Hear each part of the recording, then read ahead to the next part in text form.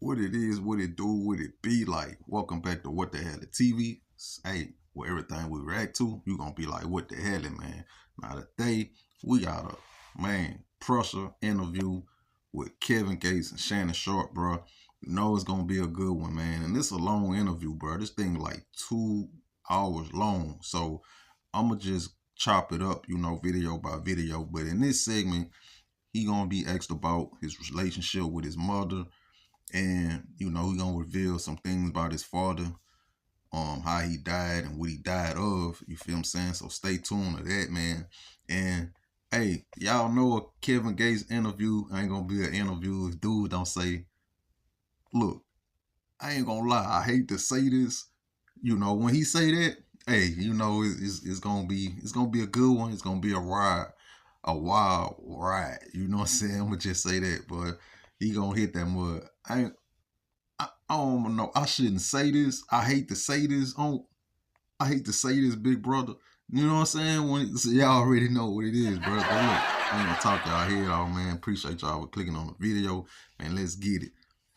And the internet had ridiculed me for it. They said I was trying to show off a watch, a little pussy-ass watch. Like, I ain't want to show my grandmother without her dentures in her mouth. Right. Like, I was still being respectful. Do you remember the last conversation you had with your grandmother? Yes, ma'am. Yes, sir. Excuse me, please forgive me. You good? What was that conversation? She told me she loved me and she was proud of me and she was glad I was home from jail. Yep. Were you your grandmother's favorite?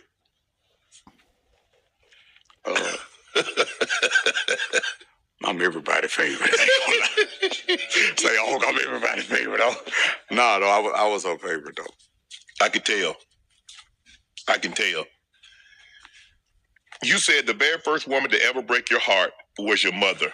The only woman to love me was my grandmother.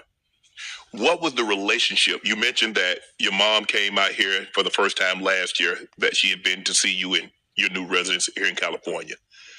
What was the relationship like with your mom growing up? She was young and she did the best that she could. But I guess the best thing that she ever did was let me go stay with my grandmother. Wow. She did the best she could. You feel she did the best that she could now as you've gotten older? As I got older, yeah. At the time, you didn't think she was doing the best she could. I used to hate her. Wow. I used to hate my mother. Hate's a strong word, Kev. No, I used to hate my mother.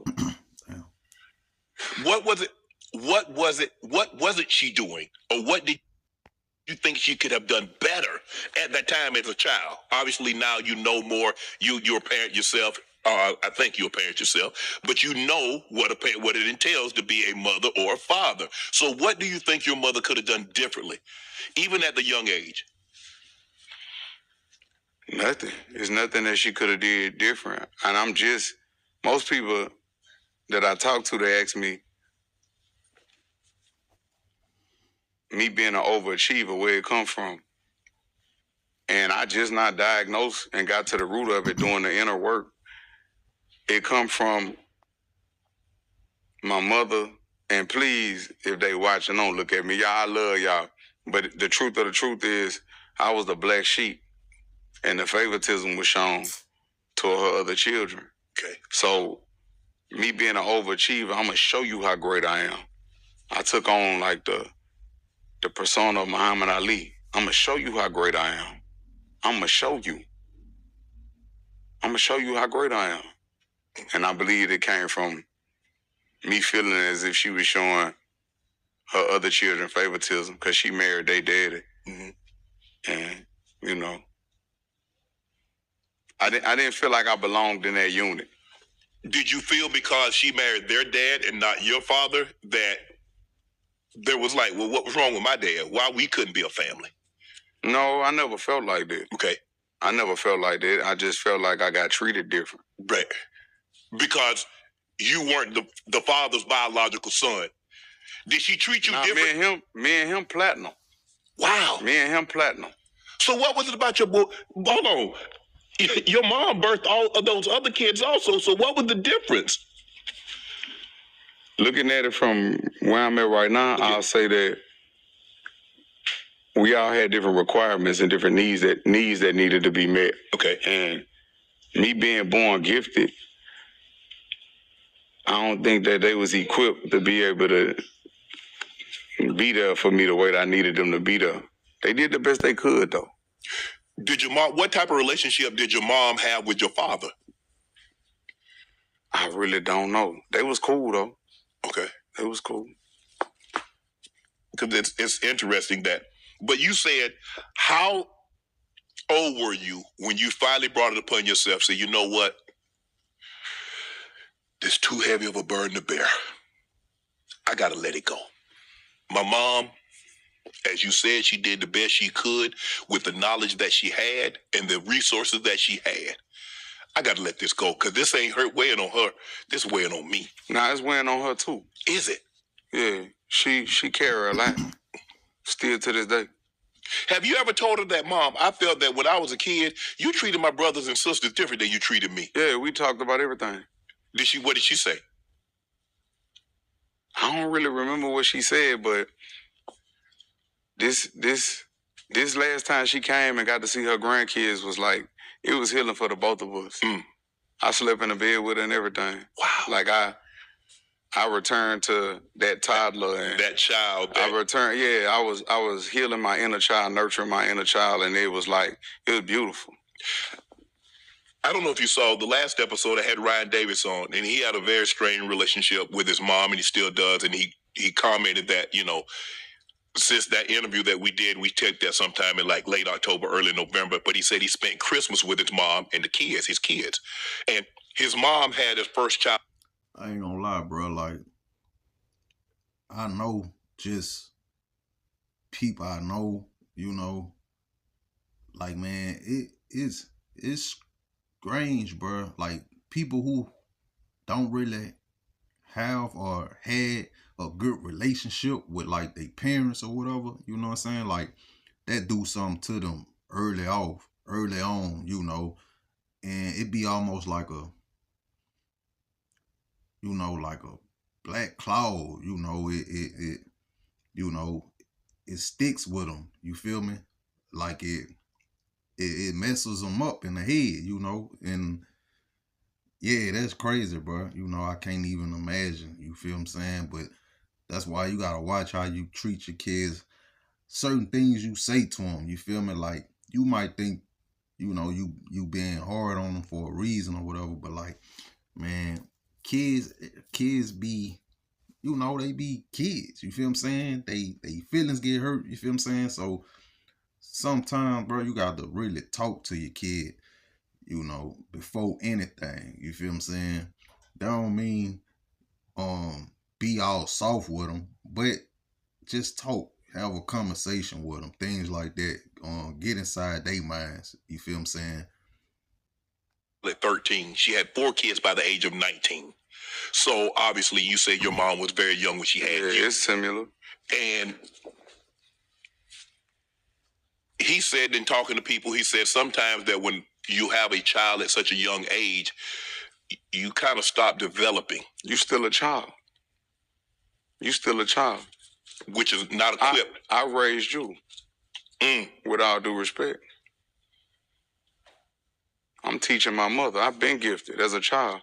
I don't know why I'm about to tell you this, but damn, I can't believe I'm about to speak on this. Nah, it depends on how you look at it. Like, when he say, I'm teaching you, she's still a child,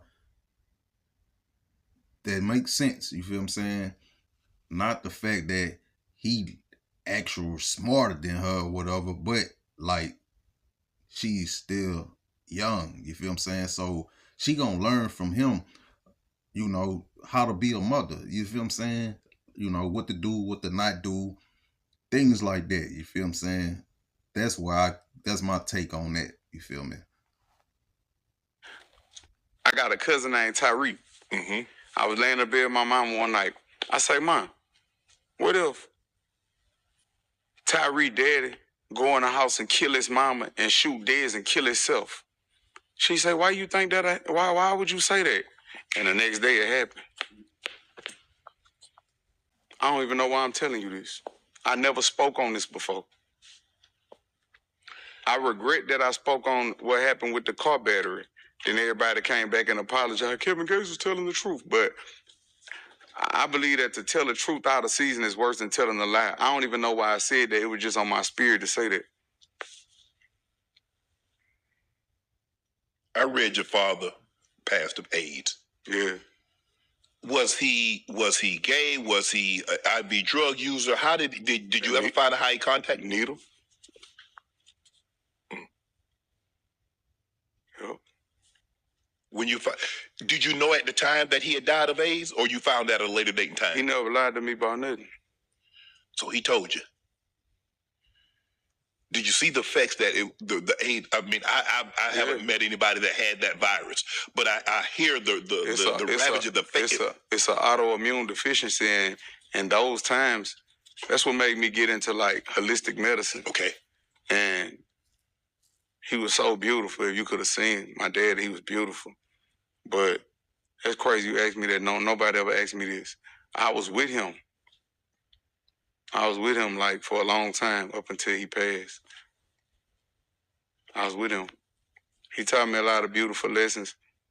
And if I could go back in time, it's sad what I'm about to say. I could have cured him.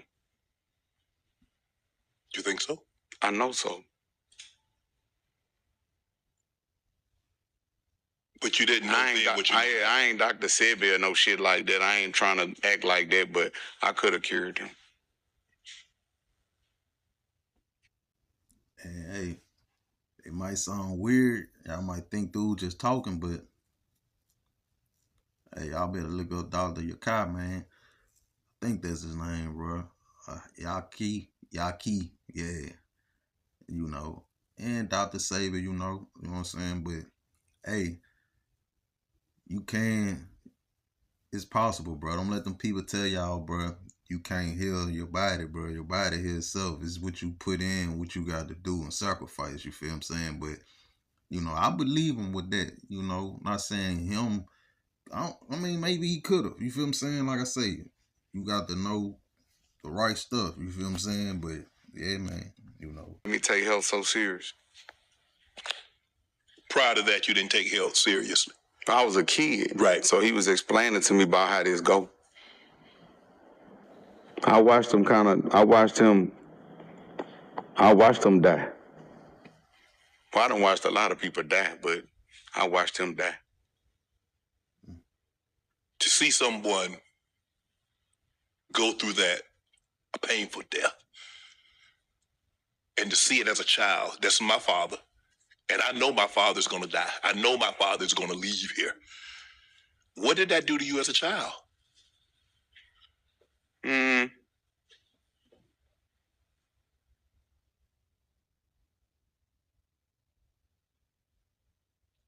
I suppressed it. I don't really know. But I was already in the streets then. He died when I was 17. But I used to pull up on him and go talk to him.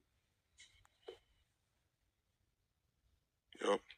How important is fathers in sons' lives? Even daughters, but I'm just going to take it from your perspective. I'm approaching 40 years of age on paper. I say on paper because I don't feel 40. Man, 40 is important in any child life. You feel me? In these days of time, it don't matter if they're a boy or girl, you hear me? Like, it's needed, man. It's really needed. Right.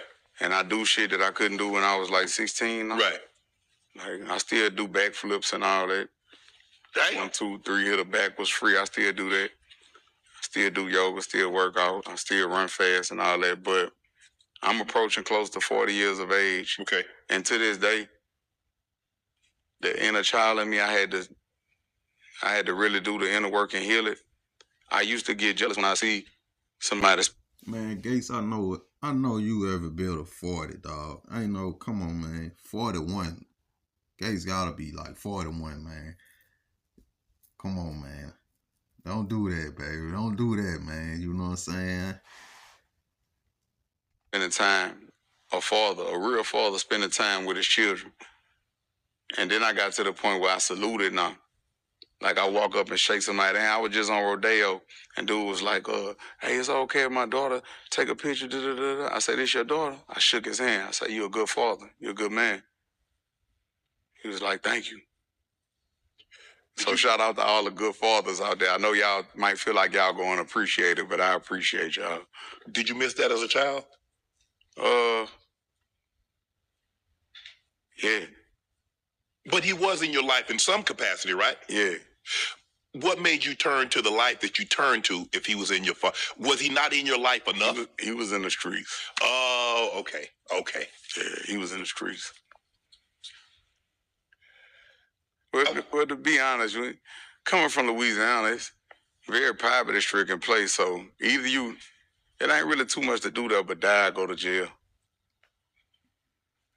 They have more people locked up in Louisiana than anywhere else in the country. Wow.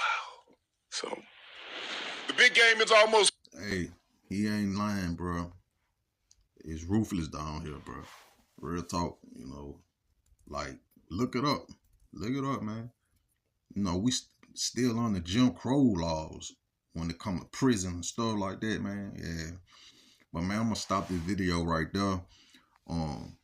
You know, basically, you know, he just talked about the relationship with his mom and things like that. You feel me? Good that they rekindle their relationship, you know, have gotten closer, things like that, you know, talked about his father, things like that, you feel what I'm saying? But it's a lot more, man. He gonna go into details. You know, this is a long interview, but I'm gonna cut it right here because it's short, but we're gonna pick back up, man. Appreciate y'all for tuning in, man. Thank everybody for clicking on the video, rocking with the channel, man. Hey, and if you want to, and you like this clip, hype that thing up for me, man. Y'all be safe.